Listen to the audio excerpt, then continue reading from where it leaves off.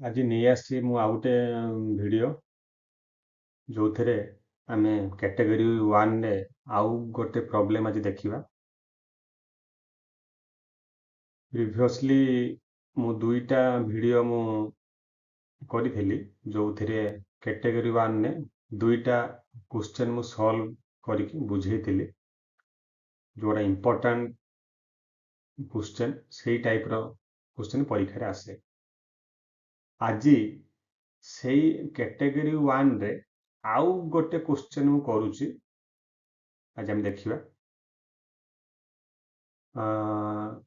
ପଢିବା question.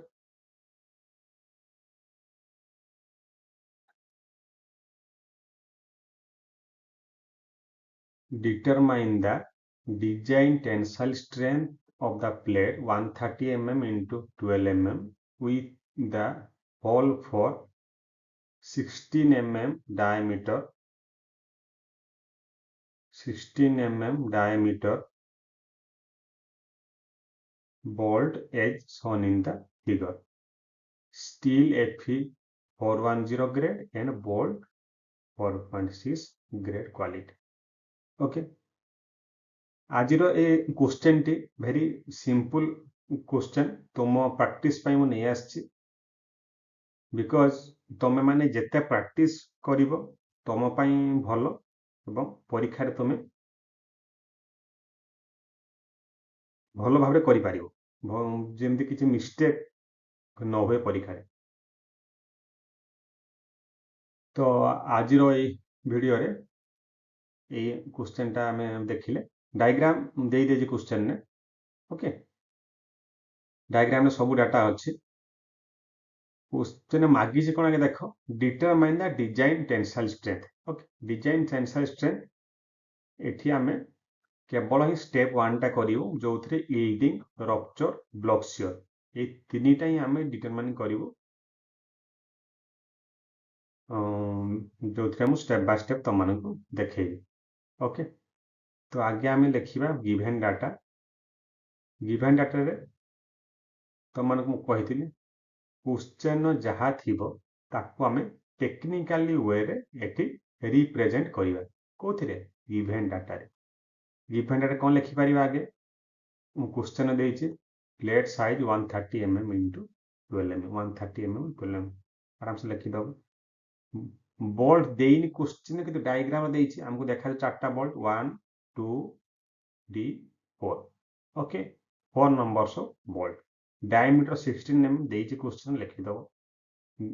Once तुम diameter पाइला माने बोल्ट रो डायमीटर, बोल्ट होल रो डायमीटर जोटा D0 बा D नॉट ताको हम लिखि पाइबा 16 ने 2 mm ऐड करी 18 mm। ओके, बुझि पारछो। स्टील ग्रेड Fe 410 रो वैल्यू हो Fi वैल्यू हो 250 Newton per mm square, Fe हो 400 newton per mm square. Bolt grade 4.6 FUB value 400 newton per mm square, gamma M0 1.1 और gamma ML 1.25। Okay, given data लिखिबारे काहार कि असुविधा हो नथो कि बुझिबारे काहार कि असुविधा हो नथो, बिकॉज हम ऑलरेडी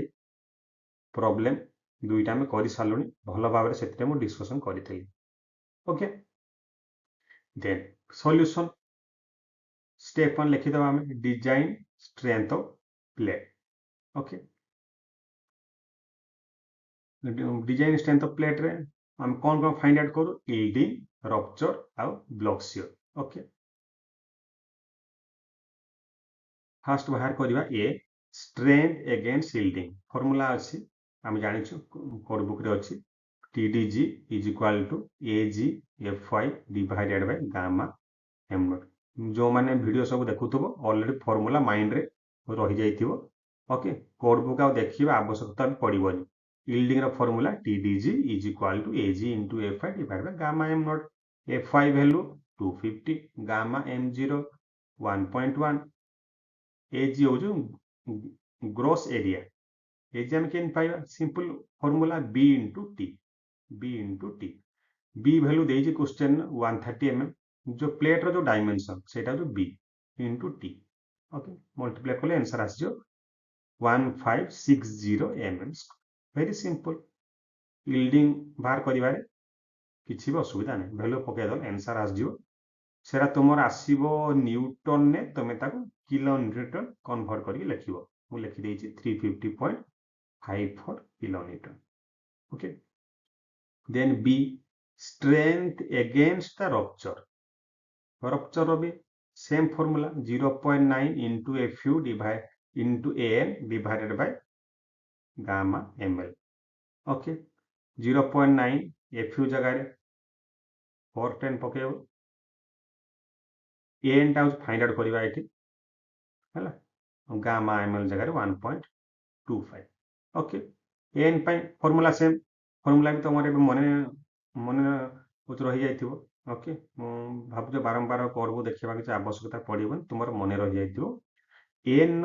फार्मूला होची b minus n d not into t समस्त काम करिबो गोटे जेते सब फार्मूला कहउछु तमे तुमरो रिमेम्बरिंग पाई गोटे छोट पेपर लेखि सब रखि दियो पाखले ओके सो दैट तुम जेते भूली जो ताकते देखि दो आ बारंबार कोड बुक ओपन करिया पे आवश्यकता पड़िबन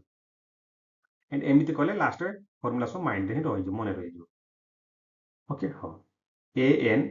is equal to b minus n d naught into t b देछि क्वेश्चन 130 an वैल्यू कोन सब बेले हम कहै छी an नो मीनिंग होछि क्रिटिकल सेक्शन ओके यील्डिंग रे हम रप्चर रे जो n आस्तुबो सेटा क्रिटिकल सेक्शन नो n हैला क्रिटिकल सेक्शन माने कोन मु लास्ट वीडियो रे कहितली वर्टिकल ओके वर्टिकल लाइन हमें देखिबा वर्टिकल लाइन रे जेतरा थियो बोल्ट ओके हम डायग्राम रे देखो डायग्राम रे केतरा अछि वर्टिकल लाइन देखो गुटे अछि 1 1 एटा आउट अछि 2 2 एटा आउट लाइन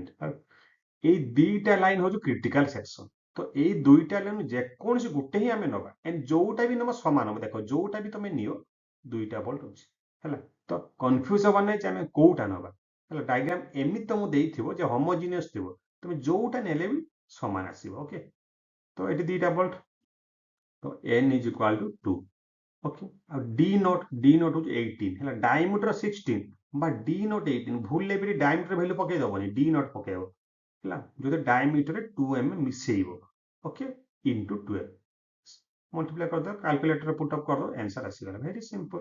एटी सब्स्टिट्यूट कर दो आंसर आस जो tdn is equal to 332.98 kilometre very very simple देखो किछि असुविधा नहीं very very simple formula simple लेकिन केम सॉल्व हो जाउछ ओके तापर जीवा सी को जीवा हा block shear okay block shear पाई मु तम मान कोन कहितली आगे हो जो करिया ब्लॉक शियर डायग्राम कोड पाइबा जो डायग्राम से क्वेश्चन देइथिबो सेइठो हमें ब्लॉक शियर डायग्राम रा ड्राइंग करिबा विदाउट ब्लॉक शियर रो आंसर हमें फाइंड आउट करि पारिबा नै ओके आगे तुमको ब्लॉक शियर डायग्राम रा करिया में पड़ियो ब्लॉक शियर डायग्राम केमिति करिवो पुनी टे मने पके दोछु बोल्ट को बोल्ट लाइन जॉइंट करि चालिवो सेंटर पॉइंट रु एंड एमिति जॉइन करो जेमिति से गोटे ट्रायंगल फॉर्मेशन होतो ओके मु भाबु सब बुझी पारते बाटा ओके तो एठी बिकॉज़ मु कहि छी ऑलरेडी दुईटा वीडियो रे तो एठी भी सेम थिंग हैला वर्तमान मु करि देइ छी एठी ब्लॉक शियर डायग्राम हैला ब्लॉक शियर डायग्राम एठी मत हे जाई छी ओके नेक्स्ट टाइम कोन बाहर करिया बे A V G A V N A T G A T N okay चारटा जिनस आम एटी होछु बाहर करिबा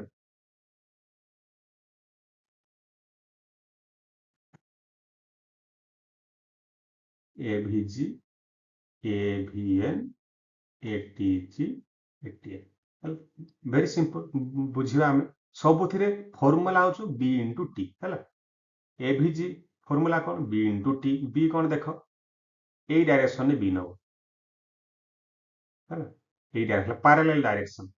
जो डायग्राम जो करिछो डायग्राम हो तो पैरेलल डायरेक्शन हैला तो पैरेलल डायरेक्शन b केते ना 60 और 35 डायग्राम रो सेटा मु लिखि देछि 60 35 हेला मिसे दो 95 बी होचे 95 हेला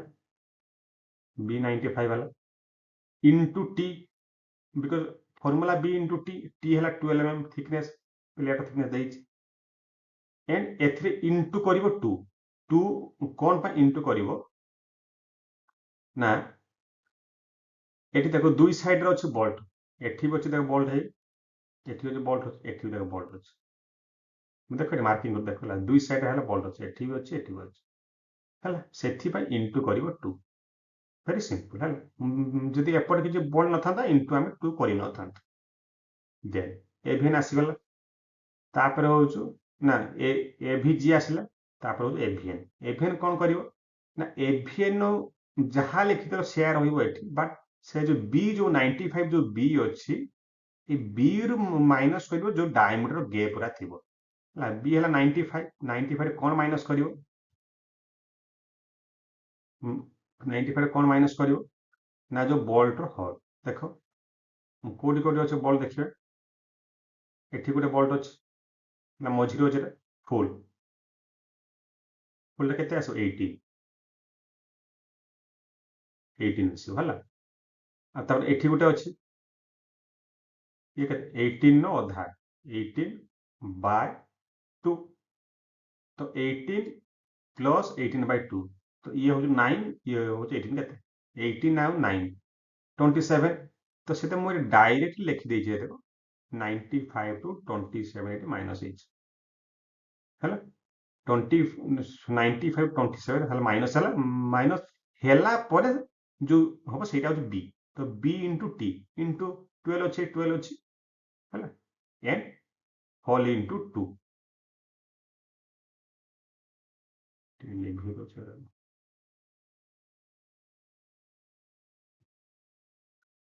देखो ये देखो एवीएन होछु 2 into 95 minus 27 into 2 है फॉर्मूला एभीजी जो कॉन्सेप्ट आसी एवीएन भी सही कॉन्सेप्ट आसो खाली माइनस हो बी रु जो डायमीटर खाली माइनस हो ओके सिमिलरली एटीजी एटीजी होछु परपेंडिकुलर डायरेक्शन देखिबा ए डायरेक्शन देखिबा तब एटीजी एटीजी रे कोन फॉर्मूला तो सेम बी इनटू टी तो बी केते एटा मु हे देखो लिखा है 60 लिखा है तो 60 into 12 720 तापर 18 18 कोन आसीबो ना से बी रु जो माइनस हो कोन देखिबा हम हैला बी हैला 60 और एठी काई 2 आसिलानी एटीजी रे कोन पे 2 आसिलानी बिकॉज़ डायमीटर ए डायरेक्शन किछ तो डायमीटर नाही ना खाली ए डायरेक्शन में अछि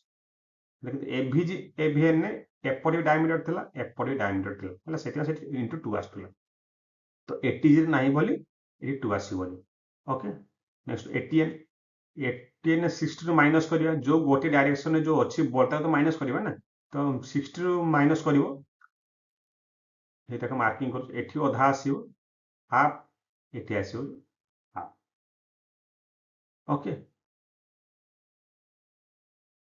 सो 18 हैला एटा जो बोल्ट होल हैला जो डायमीटर कथा जो कहउछु ए जो डायमीटर हो बोल्ट होल तने 18 ना 16 नो 18 हैला भल से मन रखियो बिकॉज ए जो होल कथा हम कहउछु सब एउरा ये जो बोल्ट रो होल तो 16 प्लस टू 18 हैला 18 नो वैल्यूटा 8 सब यूज होतो हैला तो 60 माइनस 18 बिकॉज 18 हाफ आसीबो 9 80 हाफ आसीबो 9 हैला 80 हाफ आसीबो 9 80 हाफ आसीबो 9 तो 9 प्लस 9 हो 18 हैला 60 minus 18 into 12 equal to 50 very simple just खाली बुझिबार अछि एवीजी एवीएन एटीजी 18 हैला एति बुझिल आराम से सॉल्व करि पाइयो टेंशन मेंबर किछि असुविधा देन टीडीबी1 सब डाटा तो अच्छी वैल्यू सब पके दो आंसर आस जियो हला कैलकुलेटर सब आपको चेक कर दो सेम कैलकुलेशन सिमिलरली टीडीबी2 सेमती सब वैल्यू सब सब्स्टिट्यूट कर दो आंसर आ टीडीबी2 हला फार्मूला जदी भूली जाइतो कोड को देखि दबो हला बिकॉज़ कोड बुक तो तुम परीक्षा एला अछि ना तो आराम से कोड बुक नहीं जाई परियो किछ असुविधा नहीं कोड बुक देखि दो फार्मूला जदी भूली जाउछ हला तब सब वैल्यू भल से पूरा केयरफुली पुट अप परियो हला भूल भाल है माने आंसर भी आसजो भूल बहुत से पूरा केयरफुली पुट अप करिवो सो आ स्टेप बाय स्टेप को जेन मु देख मु केमती करछि पूरा step by step Gute Gute step by step कले भूल होबार चांस ही नहीं ओके गॉट इट देन एठी कोन पे हम स्टेप 2 करिनु बिकॉज़ ए क्वेश्चन टा जो बही रे जो सॉल्व हेकी अछि एथिरे स्टेप 2 सॉल्व हेई नै तो सेथि पई मु करि नै एठी हेले किंतु एग्जाम रे जदी आसे तमे किंतु करिवो हला स्टेप 2 टा सियरिंग आ बियरिंग ओके तो एटा बुक रे एतिकी जाय अछि सेते मु करि नै बिकॉज़ एग्जाम रे जते लॉन्ग क्वेश्चन आसीबो 10 मार्क आसीबो तमे निहाती स्टेप 2 टा करिवो जोथिरे सियरिंग आ बियरिंग अछि ओके तो एठी बुक रे करा हैनी सो दैट मु यील्डिंग रप्चर ब्लॉक्स तीन टाइम तम मानू बुझे देली हला प्रैक्टिस पई तम प्रैक्टिस पई ऑलरेडी दीरिया प्रॉब्लम करिछु तो आज मु आउट आनिछि ए प्रॉब्लम तुमरो हो जो बेनिफिट पई प्रैक्टिस करियो ओके तो फाइनल ब्लॉक्स रे कोड आसीबो ना TDB1 TDB2 दीटारो जेटा मिनिमम तेरो फाइनल हो जो ब्लॉक्स सियो ओके देन बर्तमान design strength of plate is equal to yielding rupture आ ब्लॉक शेप तीनिटार जे मिनिमम सेटा हो final answer very simple answer आसीगल एमती भी क्वेश्चन आसीबो परीक्षा हैला भल से बुझिया पई चेष्टा करो ओके मु स्टॉप करछु वीडियो